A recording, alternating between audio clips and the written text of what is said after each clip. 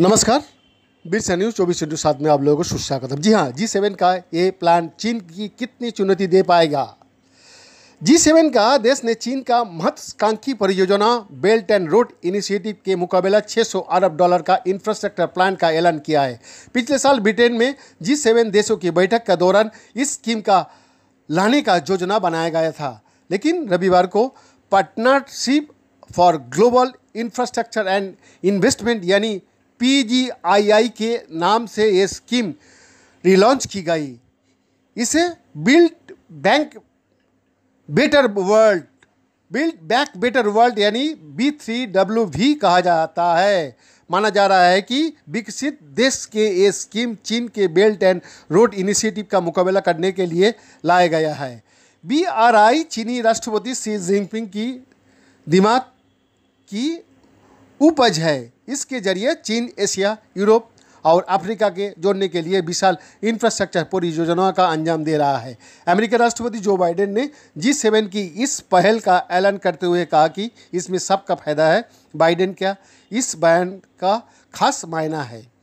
America और यूरोपीय देश चीन की बिल्ड एंड रोड इनिशिएटिव के ये कहकर आलोचना करते रहे हैं कि इसके जरिए वो विकासशील और गरीब देशों को कर्ज की जाल में फंसा रहा है।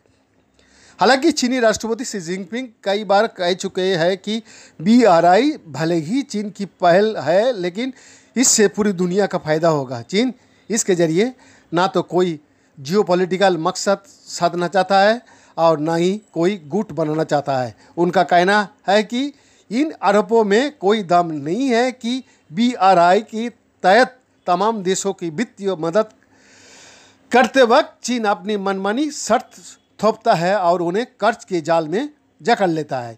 लेकिन सच्चाई ये है कि 2013 में शुरू की गई बेल्ट एंड रोड इनिशिएटिव आज दुनिया की सबसे बड़ी इंफ्रास्ट्रक्चर परियोजना बन चुकी है।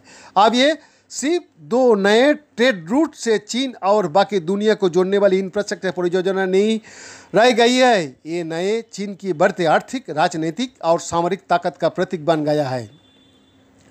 चीन दुनिया का सबसे बड़ा आयातक और निर्यातक देश बन चुका है। उसकी आर्थिक ज़रूरत लगातार बढ़ रही है और उसे अब पूरी दुनिया का बाजार चाहिए। लिहाजा पूरी दुनिया में अपना सामान पहुंचाने और वहां से सामान लाने के लिए ही उसने बेल्ट एंड रोड इनिशिएटिव जैसी बेहद महत्वाकांक्षी परियोजना शुरू की है। जाहिर है इससे अमेरिका और यूरोप को वर्चस्व को चुनौती मिल रही है। चीन जिस तरह से दुनिया भर के देशों को BRI की परियोजनाओं से जोड़ रहा है, उससे G7 का देशों में भी चिंता वास्तविक और स्वाभाविक है। भारत में इंस्टीट्यूट ऑफ इकोनॉमिक ग्रोथ का प्रोफेसर प्रभाकर साहू भी ये कह रहा है। BRI के तहत चीन ने दक्षिण एशिया, दक्षिण पूर्वी एशिया, अफ्रीका और मध्य पूर्व के इंफ्रास्ट्रक्चर में भारी निवेश करने का बाद यूरोप का तरफ रुख किया है।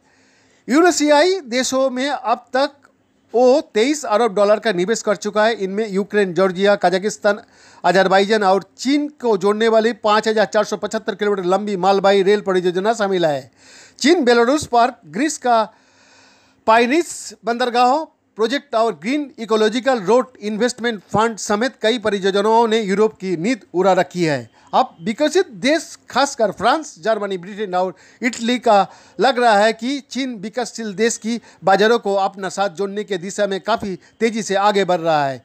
इन देशों का श्रम बाजार पर अब तक यूरोप और अमेरिका का दखल था, लेकिन चीन अब उनके सामने चुनौती खड़ी करने वाली है। यही वजह है कि G7 ने BRI को टक्कर देने के लिए PGII के नाम से ये स्कीम लॉन्च की है। इस योजना के तहत G7 देशों को नेता अगले 5 साल में मध्य और कम आय वर्ग वाले देशों में इंफ्रास्ट्रक्चर प्रोजेक्ट शुरू करने के लिए $600 अरब का निवेश करेंगे। बैद्यनाथ दास का रिपोर्ट, बिरसा न्यूज़ 24/7।